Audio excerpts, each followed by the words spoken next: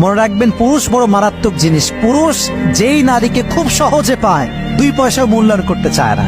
আজকে আমার লেকচারটা অনেক দামি বোনদের জন্য, যেটা আমি কখনো দেই না এর আগে। This is my first time যে আমি এত গুরুত্বপূর্ণ কথা বলছি। অনেক দামি কথা আজকে আমি বলার ট্রাই করছি।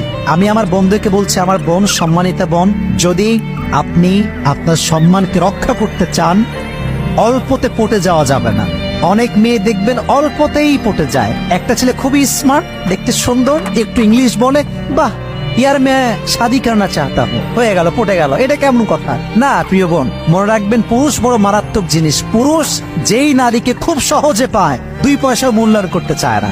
আর পৃথিবীর নিয়মটা হচ্ছে এইটা, মানুষ যেটা যত সহজে পেয়ে যায়, মানুষ এটাকে তত বেশি সস্তা মনে করে। এজন্য আমার বোনদেরকে আমি হাম্বল রিকোয়েস্ট করছি, সহজে পটে যাবেন না, স্ট্রং পার্সোনালিটি মেইনটেইন করবেন। যেই ছেলে আপনাকে প্রপোজ দিচ্ছেন, you have to justify him first whether he is perfect or not. Justify করবেন। খালি সুন্দর চেহারা, একটা R15 আছে আর একটা আইফোন আছে আর পড়ে গেলেন, তা হবে না।